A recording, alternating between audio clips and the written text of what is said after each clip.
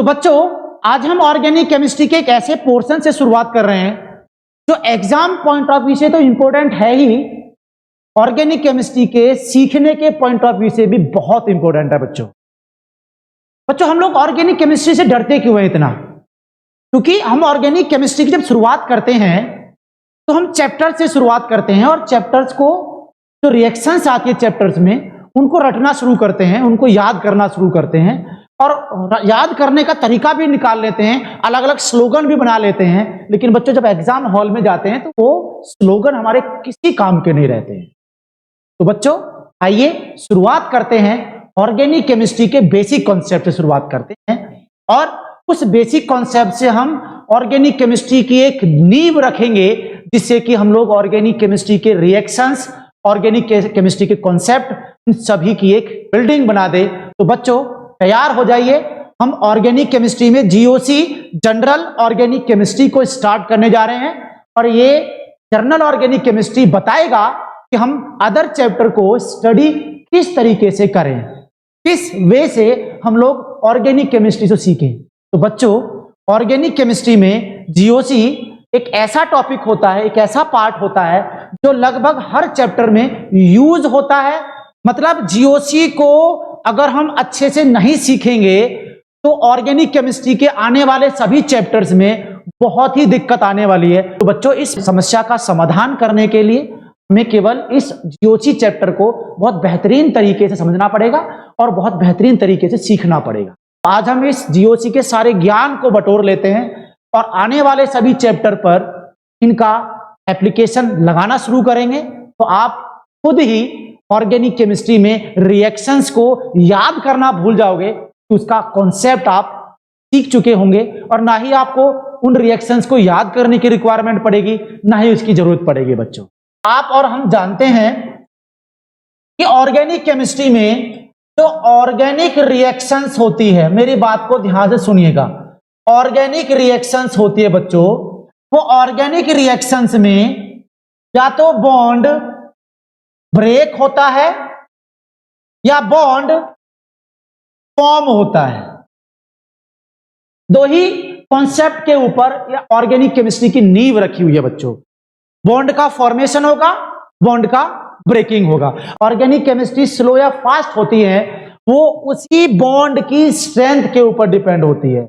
मतलब बॉन्ड की स्ट्रेंथ जो होती है बच्चों, बॉन्ड स्ट्रेंथ जो होती है, जो बॉन्ड ब्रेक हो रहा है या बॉन्ड बन रहा है, ये बॉन्ड स्ट्रेंथ जो होती है मेरे प्यारे बच्चों, यही उस रिएक्शन के रेट को एक्सप्लेन करता है, रेट को एक्सप्लेन करता है। ये बात हम बिल्कुल छोटा सा आइडिया हम लोगों को लग चुका।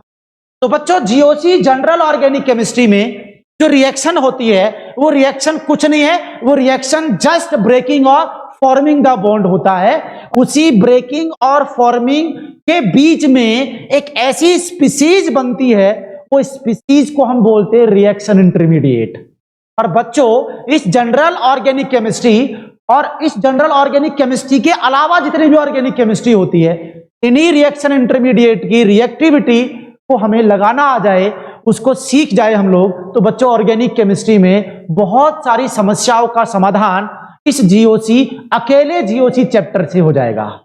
तो हम लोग जान चुके हैं कोई भी रिएक्शन होगी, अगर कोई भी दुनिया में अगर रिएक्शन होगी मेरे प्यारे बच्चों, ये रिएक्शन अगर होगी, रिएक्शन में कोई रिएक्टेंट पार्टिसिपेट करेगा तो बच्चों ये रिएक्शन में ये बॉन्ड टूटकर एक नया बॉन्ड बन जाएगा। तो हम लोग यहां समझ चुके हैं, यहां पर हमको आइडिया लग चुका है कि ये R और X के बीच का बॉन्ड ब्रेक हो रहा है और ये बॉन्ड ब्रेक हो रहा है और ये बॉन्ड फॉर्म हो रहा है मेरे प्यारे बच्चों। तो इससे आप आइडिया लगा लीजिए कि इस प्रोडक्ट में बॉन्ड जितना स्ट्रोंगर होगा रिएक्शन का रेट, रिएक्शन फॉरवर्ड डायरेक्शन में उतनी ही ज्यादा अमाउंट में प्रोसीड करेगी। मतलब ये प्रोडक्ट का फॉर्मेशन जो हो रहा है उसमें बॉन्ड जितना स्ट्रोंगर बनेगा, मतलब प्रोडक्ट ज्यादा स्टेबल रहेगा और प्रोडक्ट जब स्टेबल रहेगा तो रिएक्शन फॉरवर्ड डायरेक्शन में जाना पसंद करेगी, फॉरवर्ड डायरेक्शन में रिएक्शन प्रोसीड करेगी मेरे प्यारे बच्चों। तो इसी से हमें सीखना है इसी से सीखना है कि जो बॉन्ड ब्रेक हो रहा है रे, जो बॉन्ड ब्रेक हो रहा है, कहानी की शुरुआत होती है इस रिएक्टेंट के बॉन्ड के ब्रेकिंग से। बॉन्ड ब्रेक हो रहा है, बॉन्ड ब्रेक नहीं हो रहा है, इसी बात की हम चर्चा करेंगे। तो बच्चों, प्यारे बच्चों, जो हमारा बॉन्ड होता है, जो रिएक्शन होता है, इस रिएक्शन में आप जानते हैं कि जो ऑर्गेनिक कंपाउंड जो रिएक्शन में पार्टिसिपेट कर रहा है, जिसका बॉन्ड तोड़ना है, किसका बना होगा बच्चों? कार्बन का बना होता है। और कार्बन एक दूसरे के साथ में कोवेलेंट बॉन्ड का फॉर्मेशन करते हैं। और ये कोवेलेंट बॉन्ड दो टाइप का होता है। एक को पोलर कोवेलेंट बॉन्ड बोलते हैं, एक को पोलर कोवेलेंट बॉन्ड बोलते हैं मेरे प्यारे बच्चों, और एक को नॉन पोलर कोवेलेंट बॉन्ड बोलते हैं बच्चों, नॉन पोलर कोवेलेंट बॉन्ड बोलते। तो आप लोग यहां पर समझ जाइए, यहां पर आप सीख जाइए कि पोलर कोवेलेंट बॉन्ड, और आपने केमिकल बॉन्ड 11th क्लास में और 11th क्लास से पहले जो छोटे छोटे बच्चों, नन्हे मुन्ने बच्चों की जो क्लास होती है, उनमें हम लोग पोलर और नॉन पोलर कोवेलेंट बॉन्ड सीख चुके हैं। मैं आपको बता देता हूं, मैं आपको आइडिया दे देता हूं। पोलर कोवेलेंट बॉन्ड वो होता है जिनमें एटम के बीच में इलेक्ट्रॉन नेगेटिविटी का डिफरेंस नॉट इक्वल टू 0 आए, मतलब कुछ ना कुछ डिफरेंस आए, तो ऐसा नॉन पोलर कोवेलेंट बॉन्ड कहलाता है।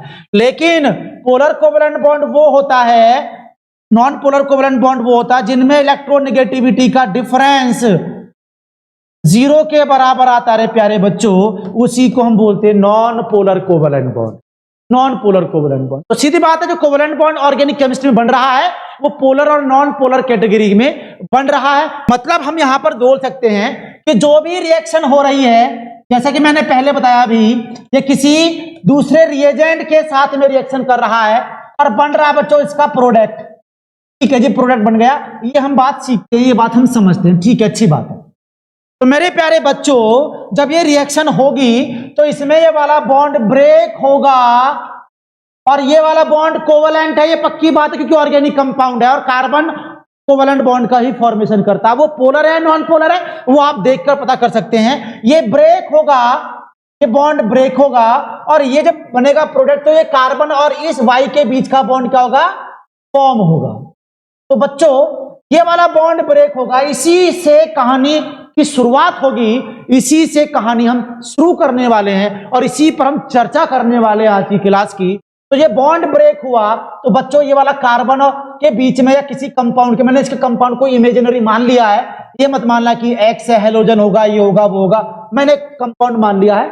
अब यहां पर बॉन्ड ब्रेक होगा रे, बॉन्ड ब्रेक होगा तो बॉन्ड ब्रेक दो तरीके से हो सकता है, या तो बॉन्ड होगा सिमेट्रिकली, या तो बॉन्ड होगा सिमेट्रिकली, बॉन्ड ब्रेक होगा, और सिमेट्रिकली बॉन्ड ब्रेक होता रे उसी को बोलते हैं होमोलिटिक बॉन्ड फ्यूजन, इसी को बोलते हैं प्यारे बच्चों होमोलिटिक बॉन्ड फ्यूजन। बहुत नॉर्मल सी, बहुत कॉमन सी, बहुत ही नॉर्मल बात से मैं शुरुआत कर रहा हूं क्लास की, बहुत ही बेसिक लेवल से शुरुआत कर रहा हूं बच्चों। और दूसरा जो बॉन्ड ब्रेक होगा वो अनसिमेट्रिकली बॉन्ड ब्रेक होता है, और अनसिमेट्रिकली बॉन्ड ब्रेक होगा तो उसी को मेरे प्यारे बच्चों हेट्रोलिटिक बॉन्ड फ्यूजन बोलते हैं, हेट्रोलिटिक बॉन्ड फ्यूजन बोलते हैं बच्चों। और ये हेट्रोलिटिक बॉन्ड फ्यूजन डिपेंड करता है इलेक्ट्रोनेगेटिविटी के डिफरेंस पर। मतलब ये ऑर्गेनिक कंपाउंड में जो बॉन्ड ब्रेक हो रहा है ये या तो सिमेट्रिकली का मतलब क्या होता है? सिमेट्रिकली का मीनिंग होता है मेरे प्यारे बच्चों, कार्बन और जो भी एटम लगा होगा उनके बीच में इलेक्ट्रोनेगेटिविटी का डिफरेंस, या तो 0 हो या 2 से कम हो, तो ऐसे एटम के बीच में जो बॉन्ड टूटेगा वो बॉन्ड बीच में से टूट जाएगा। तो उनके बीच का बॉन्ड जो होगा मेरे प्यारे बच्चों वो बीच में से टूट जाएगा और क्या बनेगा? कार्बन पर रेडिकल प्लस एक्स पर रेडिकल, इसी को नाम दिया जाता है फ्री रेडिकल, नाम दिया जाएगा। यही होता बच्चों हमारा फ्री रेडिकल। लेकिन हेट्रोलिटिक बॉन्ड फ्यूजन उसमें बॉन्ड टूटता जिनमें इलेक्ट्रोनेगेटिविटी का डिफरेंस इलेक्ट्रोनेगेटिविटी का डिफरेंस 2 से ज्यादा होता है रे, तो इसका बॉन्ड टूटेगा, बॉन्ड उधर टूटेगा जिस एटम की इलेक्ट्रोनेगेटिविटी ज्यादा होगी, जिसकी मैक्सिमम होगी इलेक्ट्रोनेगेटिविटी, उधर ही बॉन्ड टूट जाएगा। दोनों इलेक्ट्रॉन के बॉन्ड पेयर की जो इलेक्ट्रॉन है उस हाई इलेक्ट्रोनेगेटिव एटम की तरफ शिफ्ट हो जाते हैं, और शिफ्ट हो जाएंगे तो या तो बनेगा कार्बन पर प्लस चार्ज या बनेगा कार्बन पर नेगेटिव चार्ज। बॉन्ड अगर कार्बन की तरफ टूट रहा है तो उसको बोलते हैं कार्ब अनायन, इसको कार्बन आयन बोलते हैं। और कार्बन से दूर बॉन्ड टूटता है तो यही नॉर्मली जो बनते हैं रिएक्शन के बीच में बच्चों, एक्चुअल में इनको ही हम रिएक्शन इंटरमीडिएट बोलते हैं। और यही नहीं, इसके अलावा भी बहुत सारे इंटरमीडिएट बनते हैं जो हम लोग आज चर्चा करेंगे, जिसको हम सीखेंगे। और बच्चों इस जीओसी चैप्टर में आगे आने वाले लेक्चर्स में हम सीखेंगे कि जो रिएक्शन के बीच में बनने वाले इंटरमीडिएट होते हैं उनकी स्टेबिलिटी ऑर्डर लगाने के लिए आपके एग्जाम में आता है। और ये पूरी ऑर्गेनिक केमिस्ट्री में, इसने नहीं कि इसी चैप्टर में आएगा, पूरी ऑर्गेनिक केमिस्ट्री में इसकी बहुत जरूरत पड़ने वाली है, क्योंकि यही टॉपिक है जो हर चैप्टर में रिलेट करेगा, हर रिएक्शन में रिलेट करेगा, रिएक्टिविटी ऑर्डर बताएगा, कौन ज्यादा रिएक्टिव कौन कम रिएक्टिव। और जैसे रिएक्टिविटी ऑर्डर समझ में आई तो बच्चों आप लोग उसका ऑर्डर भी बड़े आराम से, उसकी रिएक्शन की मैकेनिज्म भी आप आराम से सीख। तो मतलब यहां से हमारी एक बात समझ में आई कि जो भी रिएक्शन हुई, जब भी कोई रिएक्शन होती है मेरे प्यारे बच्चों, ये रिएक्टेंट होता है, जनरली रिएक्टेंट होता है। रिएक्टेंट के साथ में कुछ भी लगा हो, कुछ भी लिखा हो, रिएजेंट, रिएक्शन होती है। और इस रिएक्शन और प्रोडक्ट के बीच में एक बनता है स्पीशीज, जिसको बोलते हैं रिएक्शन इंटरमीडिएट, इसको बोलते हैं रिएक्शन इंटरमीडिएट मेरे प्यारे बच्चों। और ये इंटरमीडिएट क्विकली कन्वर्ट हो जाता है किसके अंदर, प्रोडक्ट में। और ये फॉर्मेट में हम बात को समझ पाए कि रिएक्शन और जो प्रोडक्ट बनता है उसके बीच में कुछ बनता है, उसी को बोलते हैं रिएक्शन इंटरमीडिएट। ये रिएक्शन इंटरमीडिएट बड़ी काम की चीज है बच्चों, बहुत ही काम की चीज है, जिसमें हम समझेंगे रिएक्शन इंटरमीडिएट रिएक्शन के बीच में बनने वाला एक ऐसा स्पीशीज होता है तो बहुत ही शॉर्ट लिव्ड होता है, कुछ समय के लिए बनता है, इतना अनस्टेबल होता है, हाईली अनस्टेबल होता है बच्चों। ये हाईली अनस्टेबल होता है, हाईली अनस्टेबल होगा। और हाईली अनस्टेबल होता तो ये हाईली रिएक्टिव होता है रे प्यारे बच्चों, हाईली रिएक्टिव होता है। और इतना हाईली रिएक्टिव होता है कि वो कन्वर्ट हो जाता है प्रोडक्ट में, कन्वर्ट होगा प्रोडक्ट में। तो फाइनली हम लोग क्या ऑब्टेन कर लेते हैं, प्रोडक्ट ऑब्टेन कर लेते हैं। ये प्रोडक्ट ही हमारा काम का होता है, रिएक्शन में हमें यही बनाना होता है मेरे प्यारे बच्चों, यही बनाना होता है। अगर मैं इसको सीख जाऊं, अगर ये ज्यादा स्टेबल हो गया, अरे सीधी बात मेरे प्यारे बच्चों, जो रिएक्शन इंटरमीडिएट बना, जो रिएक्शन में हाईली रिएक्टिव, हाईली अनस्टेबल, और क्या होगा यहाँ पर, ये शॉर्ट लिव्ड स्पीशीज होता है, रिएक्शन के बीच में ही बनता है, रिएक्शन के बीच में ही खत्म हो जाता है मेरे प्यारे बच्चों। तो अगर मैं इस इंटरमीडिएट की स्टेबिलिटी को कंपेयर कर पाऊं, तो अगर ये इंटरमीडिएट स्टेबल होगा तो इसमें जाना नहीं चाहेगा। अरे क्यों बनेगा फिर वो, आप ही सोचिए, अगर ये जो हमने बनाया, जो बनेगा, जो हम सीखेंगे, अगर वो स्टेबल है तो क्यों बनेगा प्रोडक्ट में। और ये हाईली अनस्टेबल होगा। इसी की स्टेबिलिटी की चर्चा होती है इस चैप्टर में, इन्हीं की स्टेबिलिटी की चर्चा होती है, जो एग्जाम पॉइंट ऑफ व्यू बहुत इंपॉर्टेंट है, एग्जाम पॉइंट ऑफ व्यू से बहुत ही इंपॉर्टेंट है बच्चों। तो इसको हम समझेंगे। तो हम लोग ये बात जान चुके हैं कि रिएक्शन इंटरमीडिएट बना, रिएक्शन के टाइम पे बना। अब रिएक्शन ये कैसे करेगा, ये पार्ट है रिएक्शन मैकेनिज्म का।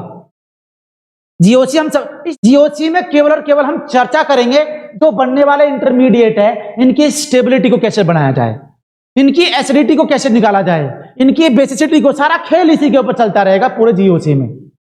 अब ये बनेगा कैसे, इस रिएक्टेंट से बनेगा प्रोडक्ट कैसे, वो पार्ट है रिएक्शन मैकेनिज्म का, तो हम नेक्स्ट चैप्टर में सीखेंगे। तो ये 2 चैप्टर बैक टू बैक आपको सीखने हैं। क्या बना, इनका स्टेबिलिटी ऑर्डर क्या है, और इसका स्टेबिलिटी ऑर्डर अगर समझ में आया तो मैं इन सभी का एसिडिटी ऑर्डर, बेसिसिटी ऑर्डर और रिएक्शन की स्टेबिलिटी का, इंटरमीडिएट की स्टेबिलिटी का ऑर्डर लगाना सीख जाऊंगा। आप समझते हैं ये बच्चों, ये समझते हैं कि जो रिएक्शन के बीच में बनने वाला जो रिएक्शन इंटरमीडिएट होता है, वो रिएक्शन इंटरमीडिएट होता है, वो कौन कौन सा इंटरमीडिएट होता है, उनकी चर्चा कर लेते हैं। बहुत सारे इंटरमीडिएट होते हैं, हम उन सभी की चर्चा करेंगे और उन सभी का इंडिविजुअल ऑर्डर जनरल वे में लगाना सीखेंगे। राइट, अब वो कैसे आएगा उसका थोड़ा वेट करेंगे। इसी चैप्टर के अंदर हम फैक्टर लगाएंगे और वो फैक्टर जैसे लगाना आएगा आप लोग सब कुछ सीख जाएंगे कि ये कैटायन कौन स्टेबल है, एनायन में कौन स्टेबल है और रेडिकल में कौन स्टेबल है। उसकी चर्चा हम बैक टू बैक करेंगे। उसकी टॉपिक जैसे आता रहेगा वैसे वैसे चर्चा होती रहेगी। तो रिएक्शन के बीच बनने वाला इंटरमीडिएट मेरे प्यारे बच्चों वो कौन सा होता है, इसकी हम अगर बात करें तो यहां पर हम सीख पाएंगे। सबसे पहला होता है मेरे प्यारे बच्चों कार्बोकटायन, जिसको हमने देखा था अभी। भाई बॉन्ड टूटता है और बॉन्ड टूटने पर कुछ समय के लिए बनता है इंटरमीडिएट और फिर वो अनस्टेबल होने की वजह से कन्वर्ट हो जाता है प्रोडक्ट में। तो पहला इंटरमीडिएट है कार्बोकटायन, कार्बन पर प्लस चार्ज होगा, ये 3 बॉन्ड आपके दिखेंगे, दिस इज द कार्बोकटायन। ठीक है, अच्छी बात। दूसरा होगा हमारा intermediate, this is called carb अनायन। Carbon ion, carbon पर नेगेटिव चार्ज, ये 3 बॉन्ड ऐसे होंगे इस टाइप से। तीसरा इंटरमीडिएट होता है मेरे बच्चों फ्री रेडिकल। ये तो बहुत बार आपने सुना होगा, बचपन से इसको सुनते आ रहे हैं, लेकिन कुछ स्पेशल बात भी और करनी है, रेडिकल बन गया। इसके अलावा भी हमारे रिएक्शन के बीच में बनती है इंटरमीडिएट, उन्हीं रिएक्शन इंटरमीडिएट की चर्चा हम करने जा रहे हैं। तो बच्चों फोर्थ हमारा इंटरमीडिएट होगा जिसका नाम आपने सुना होगा कार्बीन। ये कार्बीन हमारा रिएक्शन के बीच बनने वाला इंटरमीडिएट है, जो कुछ इस तरह से लिखा जाएगा, 2 इलेक्ट्रॉन के पेयर रह जाएंगे। और ये कार्बीन भी 2 टाइप का, एक होता हमारा सिंगलेट, बहुत ही बेहतरीन तरीके सिखाया जाएगा और आपको सीखना भी पड़ेगा। ट्रिपलेट कार्बीन बोलते हैं, एक सिंगलेट कार्बीन, एक ट्रिपलेट। क्या होता है कि चर्चा हम लोग बहुत बेहतरीन तरीके से करेंगे थोड़ी देर में। पहले हम लोग नाम लिख लेते हैं कि रिएक्शन के बीच में अब ये कैसे रिएक्शन कर रहा है, ये रिएक्शन करेगा, बॉन्ड टूटेगा, और कैसे बॉन्ड टूटेगा, कैसे बॉन्ड फॉर्म होगा, this is the part of reaction mechanism. इसकी आप टेंशन नहीं लेंगे, ये टाइम आने पर आपको सब कुछ बताया जाएगा। जहां जिसकी बारी आएगी, जहां जिसका टर्म आएगा, वहां पर आपको प्रॉपरली बताया जाएगा। हम लोग केवल और केवल इस जीओसी चैप्टर में इनकी चर्चा करते हैं, इनका स्टेबिलिटी ऑर्डर लगाते हैं, इन पर इलेक्ट्रॉनिक डिस्प्लेसमेंट देखते हैं कि इलेक्ट्रॉन आ रहा है, इलेक्ट्रॉन जा रहा है। इस इलेक्ट्रॉनिक डिस्प्लेसमेंट का नाम सुना होगा आपने, electronic displacement, inductive effect, mesomeric effect, resonance, hyper conjugation और एरोमेटाइजेशन। इन्हीं की वजह से इलेक्ट्रॉन घटेगा बढ़ेगा, तो स्टेबिलिटी ऑर्डर भी घटता बढ़ता रहेगा इन्हीं इलेक्ट्रॉनिक डिस्प्लेसमेंट की वजह से। बच्चों ये बात आप दिमाग में डाल लीजिए, बिल्कुल बेसिक आइडिया आपको लेना है और बेसिक आइडिया से आपको नींव रखनी है, और नींव रखकर आप बहुत बड़ी बिल्डिंग बनाएंगे ऑर्गेनिक केमिस्ट्री की, बहुत बड़ी और स्टेबल बिल्डिंग बनाएंगे, जिससे कि आप लोग सभी क्वेश्चंस को बिना किसी प्रॉब्लम के, बिना पेन चलाए आप लोग दिमाग में इसके क्वेश्चंस आंसर निकाल देंगे। हम सीख चुके पहला कार्ब। इसके बाद में 5वां हमारा होता है बच्चों, इसको बोलते हैं नाइट्रीन, दिस इज कॉल्ड नाइट्रीन। एक होता है दूसरा नाइट्रीन। नाइट्रीन रिएक्शन के बीच बनता है, ये हमारा RN, इसके पास में 2 लोन पेयर होंगे, और ये भी क्या होगा, वो भी 2 टाइप का होगा बच्चों, सिंगलेट होता है एक तो, और एक होता है ट्रिपलेट। इसके बाद में 6th हमारा जो होगा, 6th हमारा होता है, हालांकि पढ़ना नहीं है लेकिन लिख लीजिए फिर भी, इसको बोलते हैं फ्री रेडिकल कटायन बोलते हैं बच्चों। फ्री रेडिकल कटायन मतलब कार्बन 2 बॉन्ड होंगे, एक कटायन होगा, एक रेडिकल होगा। बहुत ही अनस्टेबल, हाईली अनस्टेबल स्पीसीज है, क्योंकि इसके पास तो 5 ही इलेक्ट्रॉन रहते हैं, एग्जिस्ट बहुत रेयर करता है, स्पेसिफिक कंडीशन में ही करता है। हाँ, लेकिन रिएक्शन के बीच में बनता है, फ्री रेडिकल कटायन बोलते हैं। उसके ऊपर एक कटायन और एक रेडिकल बनता है। कैसे बनेगा इसकी चर्चा आप बाद के लिए छोड़ दो। इसके बाद में 7th होता है, उसको बोलते हैं हम लोग फ्री रेडिकल एनायन बोलते हैं बच्चों। फ्री रेडिकल एनायन बोलते हैं मतलब कार्बन 2 बॉन्ड, नेगेटिव चार्ज और एक फ्री रेडिकल रहेगा, this is called free radical anion.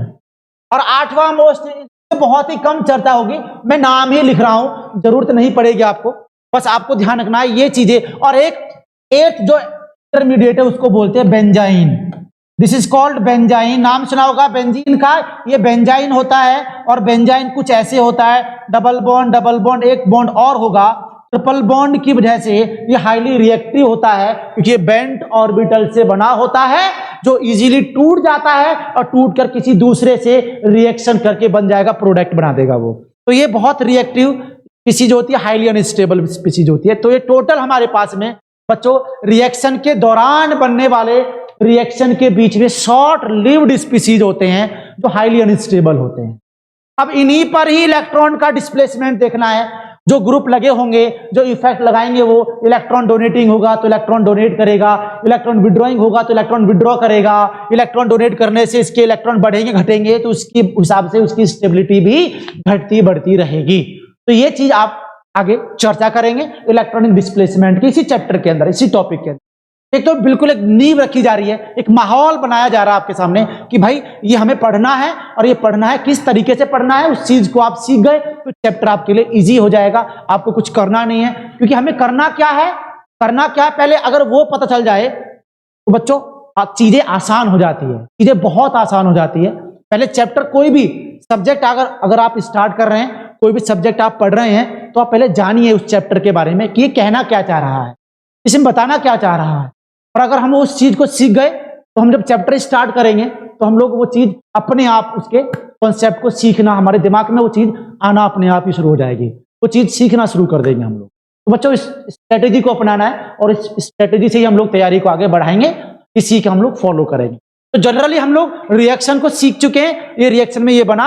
अब हम वन बाय वन इंडिविजुअल ये होते क्या क्या है, इनकी स्टेबिलिटी फैक्टर के हिसाब से तो हम चैप्टर के आगे बात करेंगे। तो हम टॉपिक हम शुरू करेंगे, इलेक्ट्रॉनिक डिस्प्लेसमेंट का इफेक्ट देखेंगे। लेकिन हाँ, जनरल वे में मैं इनका स्टेबिलिटी ऑर्डर आपके सामने लगाऊंगा ताकि आप आगे जब भी आप टॉपिक में पढ़ेंगे तो आपको कोई समस्या ना हो, कोई दिक्कत ना हो, तो उसको पहले हम लगा लेते हैं, राइट। तो सबसे पहले मैं इसकी बात करूंगा, कार्बोटाइन की बात करूंगा, और कार्बोटाइन के अंदर हम स्टेबिलिटी ऑर्डर लगाएंगे जो जनरल वे में होता है। जब हम आगे टॉपिक पढ़ेंगे तो आपको रीजन अपने आप ही मिलता चला जाएगा उसका। अभी मैं इसका इंडक्टिव इफेक्ट, मीजोमेरिक इफेक्ट का नाम नहीं लूंगा, उन्हीं कार्बोटाइन कार्बोनाइन का स्टेबिलिटी ऑर्डर दोबारा लेकर आऊंगा और फिर वहां पर बताऊंगा कि हाँ जी इस पे प्लस आई इफेक्ट लग रहा है, इस पर माइनस आई इफेक्ट लग रहा है, इस पर मीजोमेरिक इफेक्ट लग रहा है, प्लस मीजोमेरिक या माइनस मीजोमेरिक। तो ये चीज हम लोग वहां पर लगा पाएंगे। अभी केवल इनका जनरल ऑर्डर जो हम लोग पहले बचपन से पढ़ते आ रहे हैं उनको सीखेंगे। तो सबसे पहला इंटरमीडिएट की बात कर रहे हैं, जो रिएक्शन के बीच में बन रहा है, कैसे बन रहा है, this is the part of reaction mechanism. इसकी बात हम लोग रिएक्शन मैकेनिज्म नाम के टॉपिक में, जो इस जीओसी से अगला टॉपिक आता है, उसी से हम बात करेंगे। कार्बोकटायन की चर्चा करेंगे। और कार्बोकटायन क्या होता है कि भैया बॉन्ड ब्रेक होता है, हाइड्रोलिटिक बॉन्ड ब्रेक होता है, जिसमें कुछ ऐसा मॉलिक्यूल बनता है, इसके ऊपर एक पॉजिटिव चार्ज होगा। अब ये पॉजिटिव चार्ज होगा तो बच्चों बताइए इस कार्बोकटायन के पास में कुल कितने इलेक्ट्रॉन है? दो इस बॉन्ड में इलेक्ट्रॉन है, दो इस बॉन्ड में इलेक्ट्रॉन है, दो इस बॉन्ड में इलेक्ट्रॉन, टोटल 6 इलेक्ट्रॉन रहे। लेकिन चाहिए इस एटम को 8 इलेक्ट्रॉन, मतलब मैं बोल सकता हूं कि इसमें इनकम्प्लीट ऑक्टेट है मेरे प्यारे बच्चों। और इनकम्प्लीट ऑक्टेट होता है तो हम जानते हैं अनस्टेबल होता है, और अनस्टेबल होता है मेरे बच्चों तो हाईली रिएक्टिव होता है। अरे हाईली रिएक्टिव ही तो पहचान होती है रिएक्शन इंटरमीडिएट की, हाईली रिएक्टिव है, यही तो पहचान होती है इंटरमीडिएट की। अगर वो स्टेबल होता, अगर वो लीस्ट रिएक्टिव होता तो बन जाता प्रोडक्ट। 6 इलेक्ट्रॉन है। अब आप सोचिए, दिमाग लगाइए, अगर इस 6 इलेक्ट्रॉन का ऑक्टेट पूरा करना है इसका, तो मैं अगर इस पर इलेक्ट्रॉन डोनेटिंग ग्रुप जोड़ दूं, इलेक्ट्रॉन डोनेटिंग ग्रुप जोड़ दें, जो हम जोड़ेंगे आगे पढ़ेंगे, पहले इलेक्ट्रॉनिक डिस्प्लेसमेंट इफेक्ट में जोड़ेंगे इस प्लस ग्रुप माइनस ग्रुप को। तो अगर इलेक्ट्रॉन डोनेटिंग ग्रुप जुड़ जाए इस पर, तो आप जान चुके हैं कि इलेक्ट्रॉन कम है, इलेक्ट्रॉन डोनेट करने वाला जुड़ जाए तो बच्चों इलेक्ट्रॉन डोनेटिंग ग्रुप जितना ज्यादा लगा होगा वो उसकी स्टेबिलिटी को, कार्बोकटायन की स्टेबिलिटी को उतना ही बढ़ा देगा। ये तो आप बेसिक आइडिया है, लॉजिक आइडिया है। हालांकि मैं इसको प्रॉपरली बहुत डिस्क्राइब लेवल पे मैं आपको कराऊंगा, जब सभी इफेक्ट को मैं कंबाइंड इसका इफेक्ट लगाऊंगा। किस पर? कार्बोकटायन पर, कार्बोनाइन पर, किसी भी मॉलिक्यूल पर, इवन मैं किसी भी मॉलिक्यूल पर लगा सकता हूं, उससे आप लोग इसकी स्टेबिलिटी लगा सकते हैं। तो ठीक है, हमने ये बात सीख लिया कि भैया कार्बोकटायन की स्टेबिलिटी बढ़ेगी तब जब उस पर इलेक्ट्रॉन विड्रॉइंग ग्रुप लगा होगा। और अगर इसी पर गलती से इलेक्ट्रॉन विड्रॉइंग ग्रुप लग जाए तो इलेक्ट्रॉन एक तो कम है ही, और वो इलेक्ट्रॉन विड्रॉइंग ग्रुप इलेक्ट्रॉन को और चूस लेगा।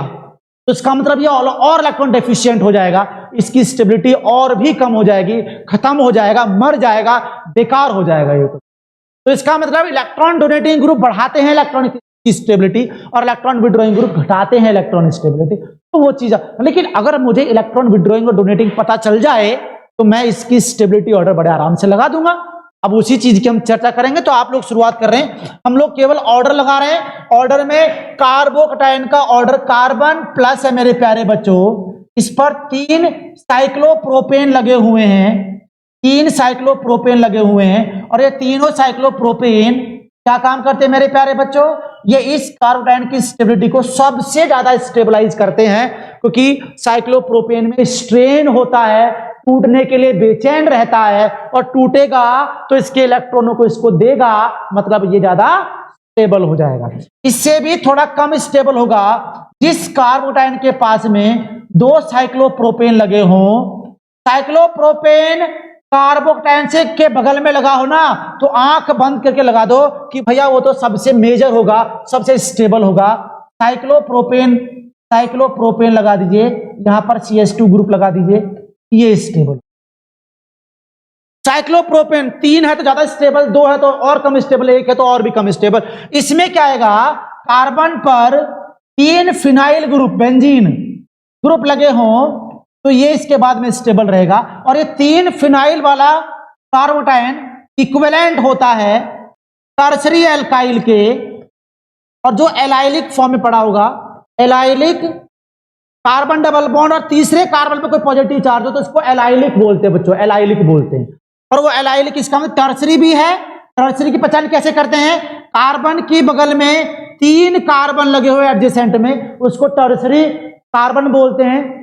जिस कार्बन से बगल में 2 कार्बन लगे हो उसे सेकेंडरी बोलते हैं, और कार्बन से अगर इंडिविजुअल में एक ही लगाओ एडजेसेंट कार्बन तो उसको प्राइमरी बोलते हैं। इसका आइडिया आपको पता होगा, और आइडिया नहीं पता है तो मैंने बेसिक ऑर्गेनिक केमिस्ट्री कराई है, बेसिक इंट्रोडक्शन कराया हुआ है इस GOC से पहले ही, आप प्लेलिस्ट में जाके उसको देख लीजिएगा, वहां पर कंप्लीट पहले, अगर इन छोटे छोटे टर्म से आप वाकिफ नहीं हैं तो आपको पहले वो लेक्चर जरूर देखना चाहिए बच्चों।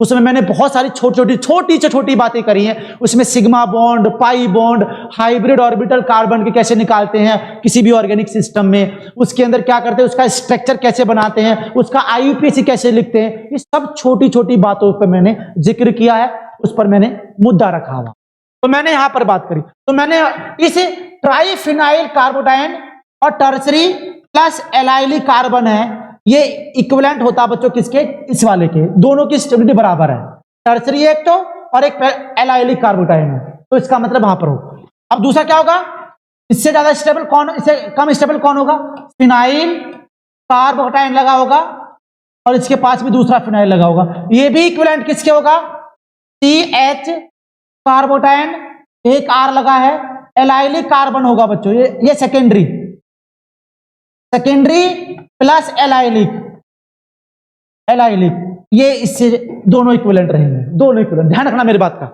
इसके बाद में pH, ये pH रहेगा और pH इधर लिखा CH2 प्लस बेंजाइल कार्बोकटायन रहेगा, ये भी इक्विवेलेंट किसके रहेगा, एलाइलिक कार्बन के, ये प्राइमरी एलाइलिक कार्बन होता है, डबल बॉन्ड। ये एलाइलिक कार्बन ध्यान रखना रेजोनेंस की वजह से स्टेबल रहता है, इसमें इक्विवेलेंट इसकी स्टेबिलिटी होती है। और इससे भी, इससे कम स्टेबल कौन रहेगा, टर्शरी, टर्शरी कार्बोकटायन कैसे लिख देता हूं मैं यहां पर, टर्शरी वाला कैसे, कार्बन, एक कार्बन ये रहा, दूसरा कार्बन लगा हुआ है, तीसरा कार्बन लगा हुआ है, कार्बोकटायन। इसके बाद में सेकेंडरी CH3 CH कार्बोकटायन और ये CH3, ये CH, इसको बोलते हैं सेकेंडरी। इसके बाद में क्या होगा बच्चों, प्राइमरी CH3 CH2 प्लस, इसके बाद में क्या होगा, मिथाइल, इसके बाद में क्या होगा, विनाइल, और इसके बाद में क्या होगा, केवल फिनाइल, इसके बेंजीन के ऊपर प्लस चार्ज लगा हो ऐसे डायरेक्टली। तो ये कार्बोकटायन का ऑल ओवर ऑर्डर है, जनरल ऑर्डर, बच्चों याद रहना चाहिए, ये वाला बहुत ही इंपॉर्टेंट है, एग्जाम में डायरेक्टली क्वेश्चन पूछ लेता है। अब ये क्यों स्टेबल है, अब आगे हम मूव करेंगे, जब इसका इलेक्ट्रॉनिक डिस्प्लेसमेंट पढ़ेंगे तो आपको अपने आप ही ये ऑर्डर समझ में आ जाएगा कि ऐसा क्यों हो रहा है, ऐसा इसमें क्यों हो रहा है, वो अपने आप आपको समझ में आ जाएगा।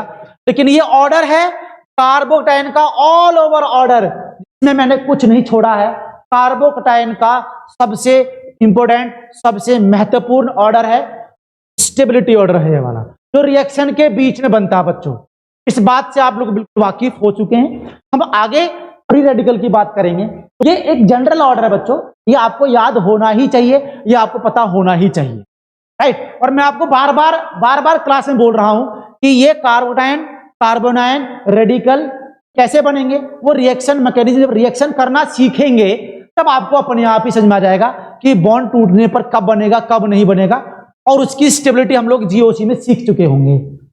तो इसका मतलब मैं बिल्कुल एकदम स्टेप बाय स्टेप बढ़ रहा हूं। पहले स्टेबिलिटी सीख रहे हैं और जब रिएक्शन में बनेगा तो मैं वहां पर उस इंटरमीडिएट को देखकर उसका स्टेबिलिटी ऑर्डर बताऊंगा और फिर वहां पर उस कंपेयर कर दूंगा, ये स्टेबल है ये स्टेबल नहीं है, ये रिएक्शन करेगा ये रिएक्शन नहीं करेगा, राइट। तो चलिए नेक्स्ट हम बात करते हैं सेकेंड इंटरमीडिएट की बात कर रहे हैं बच्चों। फ्री रेडिकल की अगर बात करें बच्चों, फ्री रेडिकल क्या होता है हम समझ चुके हैं। कार्बन H और इसके पास भी एक रेडिकल लगा होगा, और आप जानते हैं बच्चों इसमें बॉन्ड पेयर 2, इसका बॉन्ड पेयर 2, इसका बॉन्ड पेयर 2 और एक इलेक्ट्रॉन दिया, तो टोटल 7 इलेक्ट्रॉन है। अभी भी कमी रह गई, इसका मतलब इसमें भी क्या बच्चों इनकम्प्लीट ऑक्टेट है, और इनकम्प्लीट ऑक्टेट है तो बच्चों फिर दोबारा से ये काम हुआ कि ये इनकम्प्लीट ऑक्टेट का मतलब अनस्टेबल है। अनस्टेबल है तो highly reactive, no doubt. Unstable जो होता है ना बच्चों वो हाईली रिएक्टिव होता है, और रिएक्टिव होगा तो प्रोडक्ट में कन्वर्ट हो जाएगा ऑटोमेटिकली। अब इसमें भी ऑक्टेट इनकम्प्लीट है, इसको भी ऑक्टेट पूरा करने के लिए इलेक्ट्रॉन डोनेटिंग ग्रुप लगा हो जाए, किसी कारण से इलेक्ट्रॉन डोनेटिंग ग्रुप लग जाए तो बच्चों इलेक्ट्रॉन डोनेट करेगा, स्टेबिलिटी बढ़ जाएगी। इलेक्ट्रॉन विड्रॉइंग है तो और चूस लेगा इलेक्ट्रॉनों को, इलेक्ट्रॉन और कम कर देगा, स्टेबिलिटी और बढ़ जाएगी, मतलब वो बिल्कुल ही अनस्टेबल हो जाएगा, एग्जिस्ट ना करने की नौबत पे आ जाएगा वो। इसमें तो कुछ नहीं करना आपको, बहुत ही आसान सा है भाई। अगर मैं कार्बोटाइन की बात करूं CH2 रेडिकल और यहां लगा बेंजीन, फिनाइल, पीएच का मतलब फिनाइल बेंजीन होता है, स्टेबल होगा इससे एलाइलिक रेडिकल से,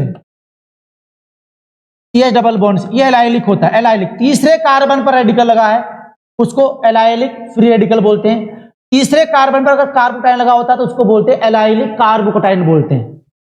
इससे भी स्टेबल कौन होता है टर्सरी रेडिकल।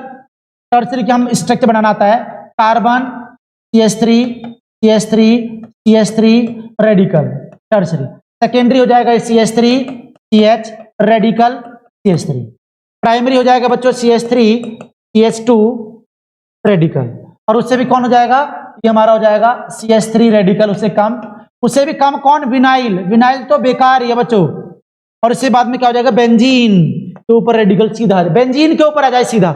ये स्टेबिलिटी ऑर्डर फिर रेडिकल का है, बहुत नॉर्मल सा है, बहुत बेसिक सा है। इसमें तो आपको कुछ साइक्लोप्रोपेन वगैरह साइक्लोप्रोपाइल वाला कुछ नहीं लगाना हमें, इसमें तो बस ये ऑर्डर।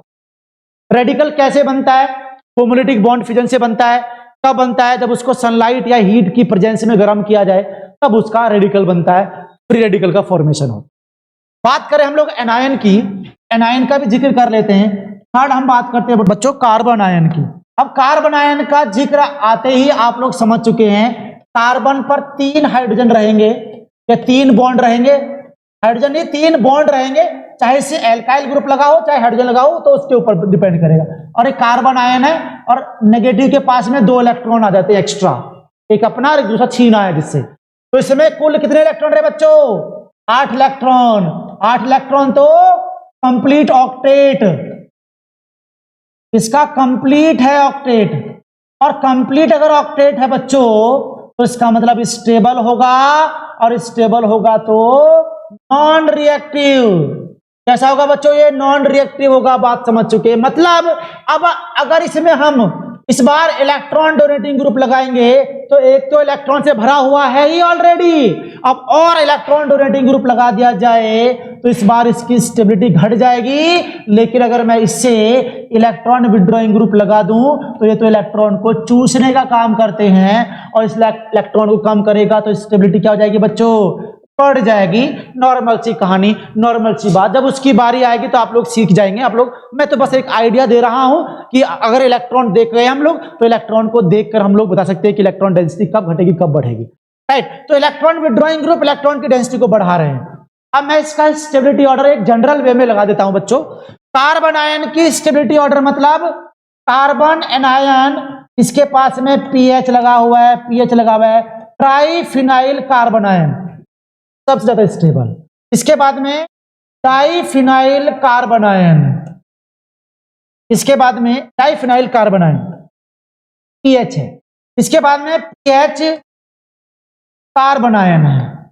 इसके बाद में बच्चों क्या होगा, allylic carbon ion, allylic carbon ion, ठीक है, तो साथ में है ही। इससे भी कम स्टेबल क्या होगा, मिथाइल। इससे भी कम स्टेबल कौन हो जाएगा, CH3 CH2 प्राइमरी। इसके बाद में सेकेंडरी, बच्चों सेकेंडरी कार्बन आयन। और इससे भी कम कौन हो जाएगा, टर्सरी कार्बन आयन। मेरी बात को समझ चुके हैं आप, बिल्कुल 100% समझ चुके हैं। और इसके बाद में विनाइल तो रहता सबसे बाद में ही, विनाइल का तो बाद में ही जिक्र होता है। और इसके बाद में तो बेंजीन के ऊपर नेगेटिव चार्ज आ जाए। तो बच्चों ये स्टेबिलिटी ऑर्डर बहुत ध्यान से इसको नोट कर लीजिएगा, उसको याद रख लीजिएगा। याद रख लीजिएगा अभी के लिए, आपका उसका रीजन आपके सामने आ जाएगा जब आप उसके इलेक्ट्रॉनिक इफेक्ट पढ़ेंगे। और इन सभी का जब जिक्र होगा तो आप अपने आप उसकी स्टेबिलिटी ऑर्डर लगा लेंगे, क्योंकि हम inductive, mesomeric, hyper conjugation, resonance और एरोमेटाइजेशन सब कुछ कंप्लीट कर चुके होंगे बच्चों, राइट। तो इस बात से हम लोग बिल्कुल रूबरू हो चुके हैं कि हमने carbocation, carbon ion, free radical की स्टेबिलिटी ऑर्डर हमने जनरल वे में लगा ली है। अच्छी बात है। अब इसके अलावा कुछ और रिएक्शन इंटरमीडिएट होते हैं, चर्चा हम उसकी करते हैं। चर्चा वहां से हम स्टार्ट करते हैं। हम लोग शुरू करेंगे कार्बीन, और कार्बीन में सिंगलेट और ट्रिपलेट की कहानी हम समझेंगे, उसका मुद्दा हम लोग लेके आएंगे।